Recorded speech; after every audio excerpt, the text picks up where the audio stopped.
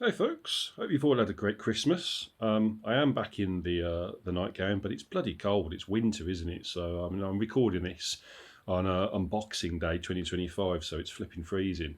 So yeah, I'm going to be wrapped up because I'm cold. Anyway, what was I thinking? Yeah, reviews. Talking about James Herbert stuff. Anyway, I try and get through this. Train of thought completely gone then, but I'm not going to edit these videos, so they are what they are. The next book on my James Herbert one is probably going to be a really controversial one because I think we're at number 17 on this list now, and I don't think any of these books are bad that I've got to talk about. There's a couple of books now that are certainly, I think they're decent books, but they're often books that get much higher up on other people's lists, and for me, they're not. And I've got reasons for it. But at number 17, I'm actually putting James Herbert's 1980 novel, The Dark, which is going to be a real shock to some people because a lot of people consider this a top 10 book. Some people even top five.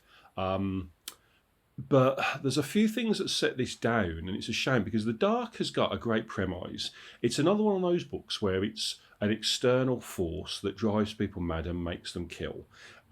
Lots of other authors have touched on this. Richard Lehman did it with One Rainy Night, and then he had a tangible force in something like Flesh. And James Herbert already did this 5 years earlier with his 1975 novel, The Fog, which was about a fog that drove people mad. The difference here, though, is that the dark is, or at least the perceived difference is the dark is meant to be potentially alive, like a sentient being, even though I actually think it was referenced in the fog. I'll get to it when I review it, that was technically like a living fog.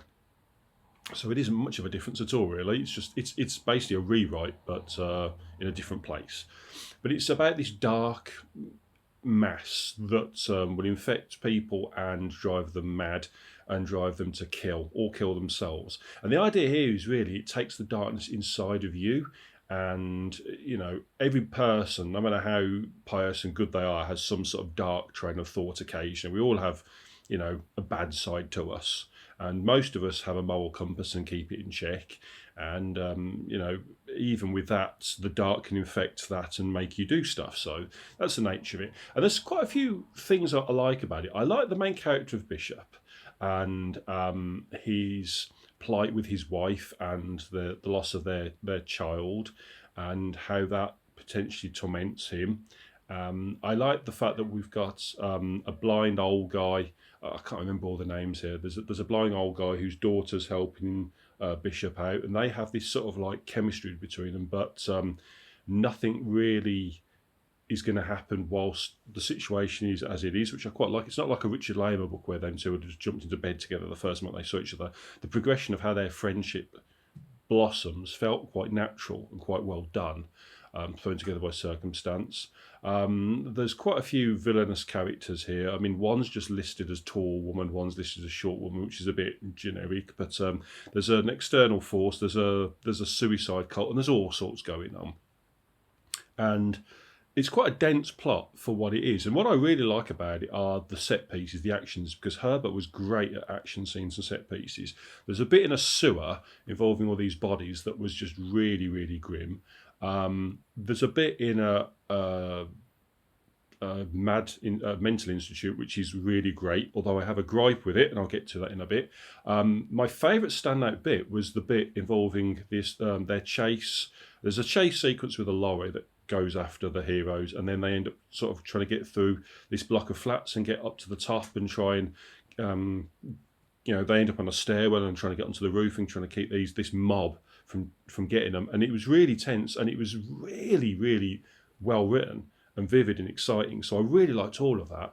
The action scenes were fantastic.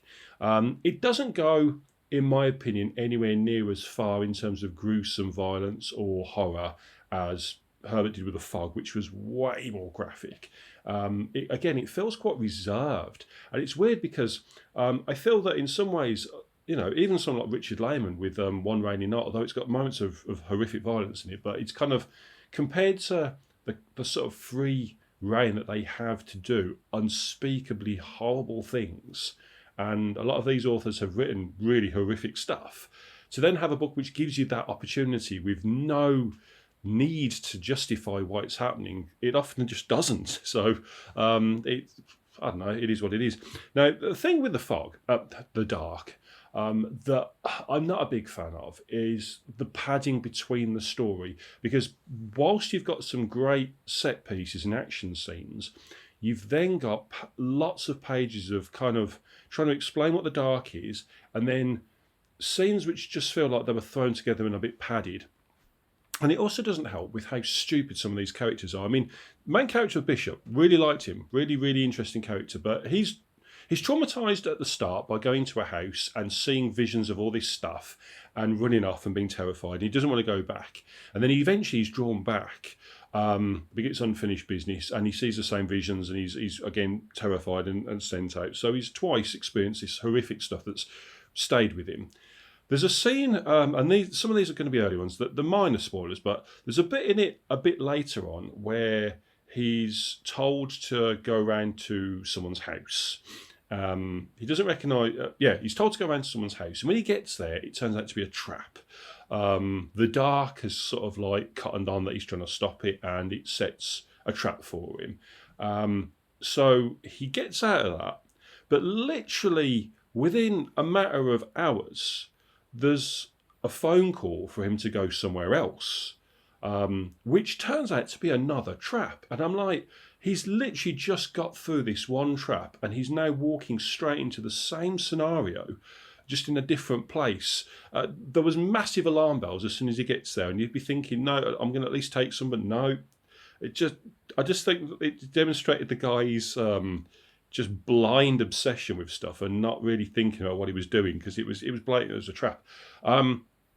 You've also got quite a lot of confusion as to the identity of what the dark is. One minute it's a corporal form of evil. The next it's like the spiritual embodiment of this guy who had this suicide cult. Not quite sure why on earth the suicide cult element plays such a big role, because it doesn't seem to have any real reference to what the dark is. Was the dark there before? Was their action making the dark? It doesn't make it clear. It doesn't even make it clear as to whether the dark is this crazy guy who's got this suicide cult going, or whether he's just another victim of it. It tries to suggest it's pseudoscience and a chemical that's inside their heads.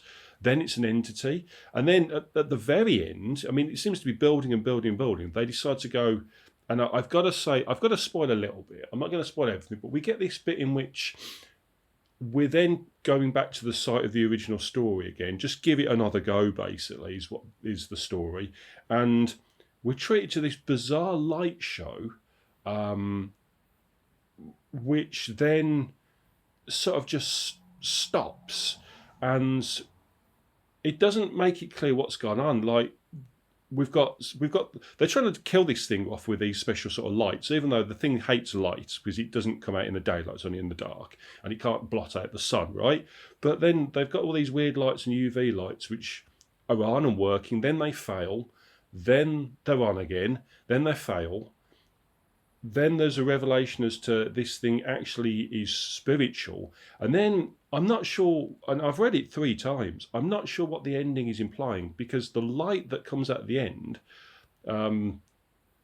there's a suggestion that it's the light of God and that this is all spiritual and we've got like God saving everyone, which just makes absolutely no sense. I have no idea where it came from, because we've then got like an epilogue about the dark isn't technically gone, but it kind of suggests that, have they been taken over by the dark? Have they not been taken over by the dark? Have they lost their minds? Because something's happened to them, and I won't spoil what's happened to them. It's changed their lives, but it's made them a bit weird. In particular, with the wishing of a child to be like them. Is that a dark reference or not? I don't know. I just think that the ending is just... I wish somebody could explain it to me, because I've gone on Reddit forums and tried to find a genuinely great explanation, and nobody seems to know. It's a weird ending, and it really throws you out of the book. And like I say, though, because it's got so many moments of characters being a bit stupid or not listening and not thinking, and the story, sort of the resolution, I thought was really just stupid. It kind of threw me out of the story. I think the set pieces and the action pieces are great. And I think if you're going to read this and you want, action and stuff, it's got loads of it.